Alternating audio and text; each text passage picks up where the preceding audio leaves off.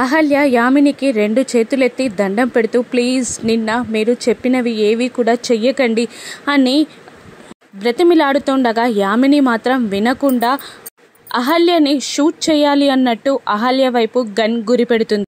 నేనలా చెయ్యకుండా ఉండాలంటే నాదొక కండిషన్. గౌతమ్కి అతిథికి పెళ్ళవ్వాలి.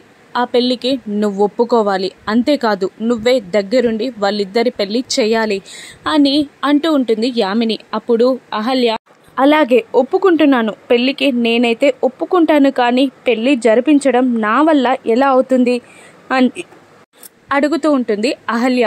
అవును, నువ్వే ఖచ్చితంగా పక్క నుండి గౌతమ్ అతిథిలా పెళ్ళి జరగాలి. అలా జరగాలి అంటే ఇంకొక పనుంది. నువ్వు ఎప్పటికీ బిడ్డల్ని కనకూడదు.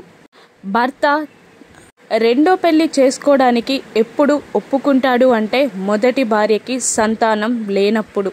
మొదటి భార్యకి పిల్లలు పుట్టే అవకాశం లేకుంటే రెండో పెళ్లి చేసుకోవచ్చు. కాబట్టి నీకు ఎప్పటికీ పిల్లలు పుట్టకూడదు. నువ్వు సంసారానికి పనికి రావని, నీకు పిల్లలు పుట్టే ఛాన్స్ లేదని ఈ పేపర్స్లో రాసుంది. నువ్వు గౌతమ్ అతిథిలా పెళ్ళికి నోటి మాట ద్వారా ఒప్పుకుంటే సరిపోదు. ఈ పేపర్స్ పైన సంతకాలు పెట్టాలి. అప్పుడే గౌతమ్ రెండో పెళ్లి చేసుకోవడానికి ఒప్పుకుంటాడు. నీకు పిల్లలు పుట్టరని, నువ్వు సంసారానికి పనికి రావని ఈ పేపర్స్ పైన సంతకం పెడితే అతిథి గౌతమ్ల పెళ్లి పక్క నుండి జరిపించవచ్చు అని కండిషన్ పెడుతుంది యామిని. ఇక బాధగా అహల్య తన పొట్టపై చెయ్యి వేసుకుంటుంది. అప్పటికే అహల్య ప్రెగ్నెంట్. ఇప్పుడు ఏం జరగనుంది? అహల్య సైన్ పెడుతుందా? రాను ఎపిసోడ్స్లో చూద్దాం. Thank you for watching.